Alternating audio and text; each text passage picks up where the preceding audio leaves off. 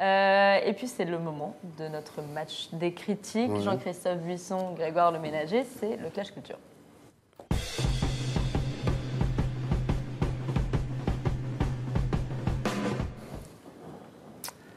Jean-Christophe Buisson, Grégoire Le Ménager, vous avez vu pour nous Mon Garçon, le nouveau thriller, le thriller de Christian Carion, parce qu'il n'est pas habitué à faire des thrillers, avec Guillaume Canet et Mélanie Laurent. Et alors, avant de vous demander votre avis, messieurs, on va saluer Olivier Delcroix. Merci beaucoup d'être venu sur ce plateau. Olivier, vous revenez nous parler de BD quand vous voulez, Ouais, évidemment. Ouais.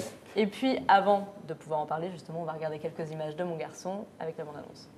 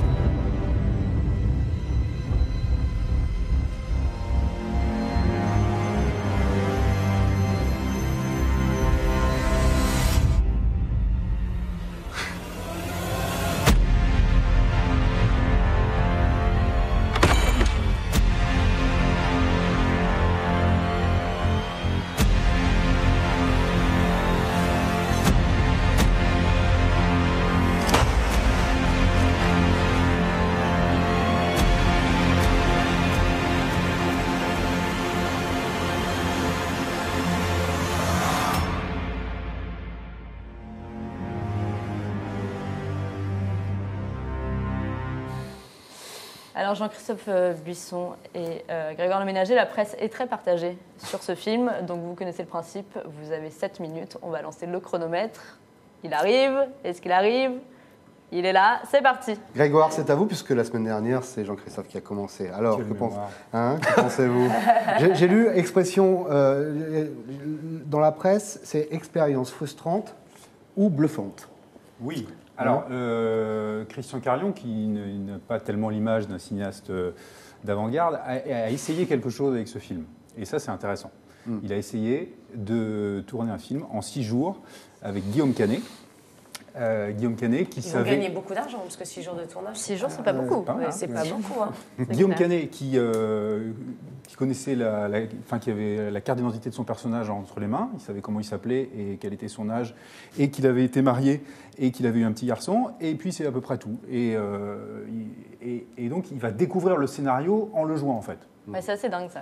Donc c'est assez intéressant, c'est-à-dire qu'il se fait appeler par sa femme qui lui dit notre fils a été en colonie de vacances et il a disparu dans la nuit, viens vite, donc il arrive dans la montagne, il retrouve sa femme, et là Guillaume Canet... Son ex-femme, pardon. Et donc, attention, hein. Oui, mais c'est important parce qu'elle a avec un nouveau compagnon qui peut susciter quelques doutes. Bref, il débarque et évidemment, il ne comprend rien. Ni l'acteur, ni le personnage ne comprend rien, donc c'est bien, ça tombe bien parce que ça se redouble. Et il demande, mais qu'est-ce qui se passe, où il est, et tout ça, et il recueille des informations, et en fonction de ça, il élabore son jeu et son personnage. Donc c'est à la fois un jeu de piste, un jeu de rôle, c'est un truc un peu assez bizarroïde, et plutôt, sûrement très intéressant à jouer, plutôt amusant à regarder pendant un quart d'heure, 20 minutes. Amusant. C'est peu un quart d'heure.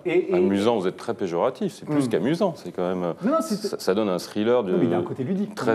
Non, mais ludique parce que vous racontez les coulisses, mais quand vous êtes spectateur, vous ne trouvez pas ça ludique du tout. Vous êtes plongé dans un thriller qui d'ailleurs commence comme une sorte de comédie sentimentale, règlement de compte, il a disparu, c'est ta faute, non c'est ta faute. Pendant un quart d'heure, 20 minutes. Non, pas amusant, les drames familiaux sont rarement amusants, Grégoire Le Ménager. Et ensuite, il y a un crescendo, ça monte en puissance, en violence. Ça devient un film, un thriller qui est assez angoissant. On est dans un décor, on est dans le Vercors, un décor où la nature prend le dessus. Décor très très beau. Et on voit Canet qui est complètement perdu, qui est d'abord fou d'inquiétude, fou de rage, fou de désespoir. Et c'est aussi ça qui est intéressant dans ce film, c'est qu'au-delà du côté thriller, c'est-à-dire un père qui va essayer de retrouver son fils disparu parce qu'il considère que la police fait mal son travail et la justice encore moins, donc il va prendre les choses en main. Donc ça devient une sorte de ce que les Américains appellent un vigilance movie, c'est-à-dire il prend la place du justicier, les Américains. Et là ça devient très bête. Et là ça devient formidable. Évidemment, vous n'aimez pas l'idée qu'on puisse se faire justice soi-même. Alors que c'est bien au-delà, parce que en fait, c'est un film sur la paternité aussi. C'est-à-dire que c'est au moment où son fils disparaît que cet homme, qui ne s'est absolument pas occupé de son fils, découvre qu'il est père. Découvre qu'il est père, qu'il a besoin de retrouver cet enfant et qu'il est prêt à bouleverser le monde et à frapper des gens pour retrouver son fils. Et c'est ça qui est passionnant, c'est comment on devient père parfois lorsque son fils n'a pas 0 jour, mais 7 ans. C'est aussi ça qui est intéressant dans le film. Alors évidemment, le côté Vigilant Movie, à mon avis, ça vous déplaît au plus haut point, parce que vous avez oublié que M. le Maudit, c'est un Vigilant Movie, parce que Kill Bill, parce que Harry Brown, parce que les films de Clint Eastwood, et parce qu'en France, on déteste ça, parce qu'on a l'impression de faire un film réac quand quelqu'un remplace la police. Alors il y a Delon qui faisait ça dans les 70, qui se faisait traiter de fasciste, mais c'est un film intéressant pour ça, parce que c'est une tradition qui n'existe pas en France. C'est pas Dirty Harry, ce film non plus, exagérez pas. L'idée, c'est ça. Vous me reprochez de m'intéresser aux conditions dans lesquelles ça a été tourné. C'est très difficile d'en faire abstraction quand on les connaît. Bah oui, quand vous allez au cinéma, vous ne savez pas tout ça. Et bien si on ne le sait pas, franchement, on trouve que le comportement du personnage, au bout d'une demi-heure, devient franchement invraisemblable. Ça lui donne une puissance émotionnelle. Non, c'est un film qui... Parce qu'il est dans l'état où est un père qui apprend que son fils a disparu et qui est prêt à fracasser tout pour le retrouver.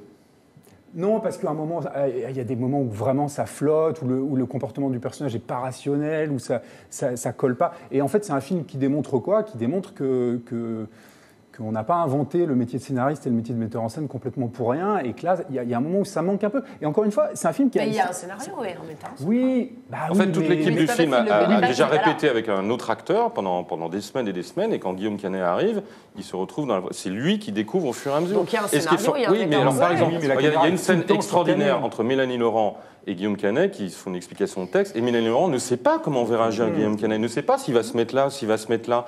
Et du coup, cette improvisation, moi je trouve qu'elle ne se voit pas justement. C'est Mélanie Laurent, dans son regard, elle est aussi paniquée que son mari, parce qu'elle ne sait pas très bien ce qui va se passer. Et c'est ça qui rend le film aussi puissant, aussi fort, aussi intéressant. Il vous reste 2 minutes, messieurs. Non mais c'est intéressant, et les comédiens jouent très bien. Pardon, mais Audrey, vous avez tourné avec Claude Lelouch, il est familier aussi de ce genre de choses où il ne dit pas tout à ses acteurs ce qui va se passer. Et c'est dans cette improvisation qu'on trouve aussi des ressources. Et il ne faut pas que ce soit n'importe quel acteur. En l'occurrence, Guillaume Canet est exceptionnel dans ce rôle-là. Absolument. Non, mais je suis d'accord.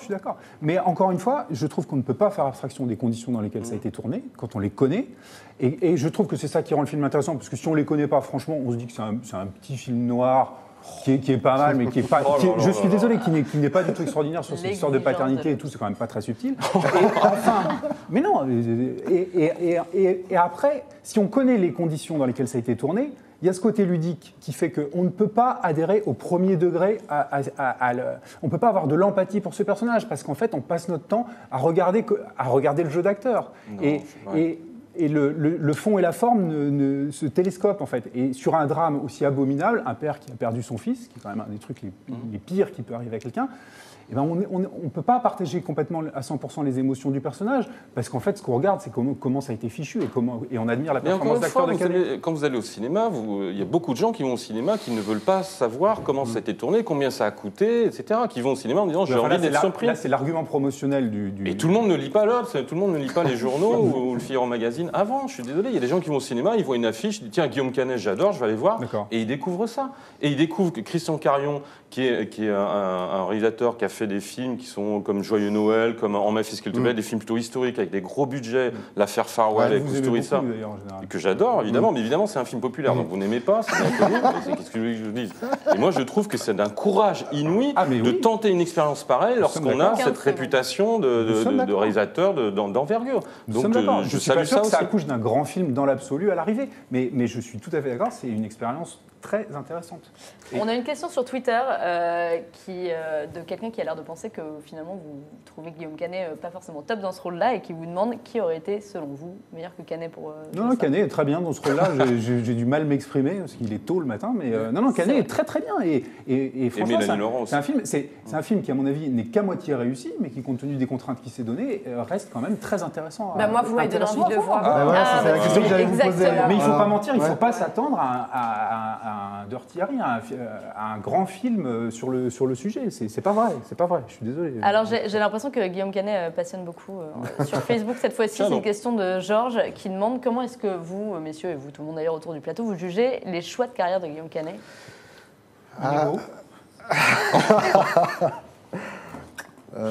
Ouais, c'est quelqu'un qui se remet en cause, lui aussi, moi je trouve, comme Christian Carion, parce qu'effectivement, il est capable. Lorsqu'il a fait son polar quasiment américain qui était présenté à Cannes, où il s'est fait massacrer parce que c'était une erreur de l'envoyer à Cannes, c'était assez courageux quand on sortait des Petits Mouchoirs, qui était un film très français, avec un casting français. Il fait les Petits Mouchoirs 2, là, d'ailleurs.